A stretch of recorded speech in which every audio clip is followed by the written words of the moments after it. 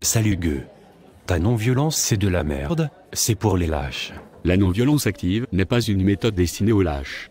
C'est une véritable résistance. On n'est pas obligé de se laisser faire du tort. Mais il ne faut pas non plus répondre par la violence. Le non-violent montre sa force non pas en étant passif, non pas en ne réagissant pas, mais en étant spirituellement et émotionnellement actif pour convaincre l'adversaire qu'il est sur le mauvais chemin. Il ne s'agit donc pas d'une non-résistance passive au mal, mais d'une résistance non-violente active au mal.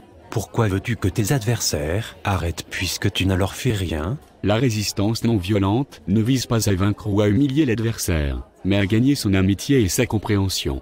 Celui qui résiste par la non-violence peut très bien participer à des boycotts ou à des grèves, mais il est conscient que ces actions ne sont pas des fins en soi, et qu'elles visent essentiellement à susciter des sensations humaines chez l'adversaire en contradiction avec son comportement animal. Le but recherché, c'est non pas l'humiliation de l'autre, qui génère violence et amertume, mais c'est toujours la réconciliation, la création de ce que j'appelle une communauté humaniste, une communauté régie par une énergie positive. Je ne comprends pas. La lutte doit être dirigée contre les forces négatives plutôt que contre les personnes qui font le mal. C'est pourquoi il ne s'agit pas de mettre l'accent sur les différences, mais sur les individus. Le problème qu'il faut gérer n'est pas un problème entre tel et tel sujet, mais entre la justice et l'injustice, entre les forces humanistes et les forces animalistes.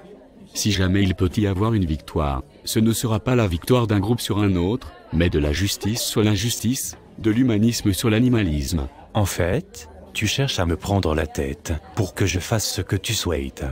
Un peu comme ma femme. La non-violence active accepte de souffrir sans user de représailles. Elle accepte de recevoir des coups sans rendre l'appareil. Des fleuves de sang pourront couler avant que nous ne gagnions notre liberté, disait Gandhi à ses compatriotes, mais ce sera notre sang à nous. Le résistant non violent est prêt à supporter la violence si c'est nécessaire, mais pas de s'en servir lui-même en guise de riposte. Il vaut mieux souffrir soi-même que d'infliger une souffrance aux autres. Nos adversaires auront plus de chances d'être touchés par notre souffrance que par quelque raisonnement aussi subtil soit-il. Tu veux me faire croire que toi, tu n'éprouves aucune colère. Tu te prends pour meilleur que moi. La résistance non violente ne cherche pas seulement à éviter de se servir de la violence physique ou extérieure. Elle concerne aussi notre être intérieur. Elle consiste à refuser la haine et à vivre selon des principes fondés sur l'humanisme. Il faut briser le cercle vicieux de la haine et de la violence et retrouver la fraternité humaine. Celui qui me fait du mal se fait d'abord du mal à lui-même, il reste un animal. Espèce de tarlouse, moi tu ne m'auras pas avec tes idées à la con. Et enfin, le principe de non-violence est fondé sur la conviction que l'humanisme peut façonner l'univers.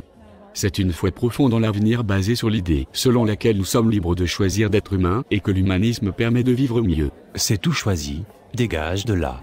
Je prends ta place. Gros con. Je comprends, prends ma place. Mais je reste près de toi et je te regarde dans les yeux. Je sais que ta partie animale peut évoluer vers plus d'humanisme.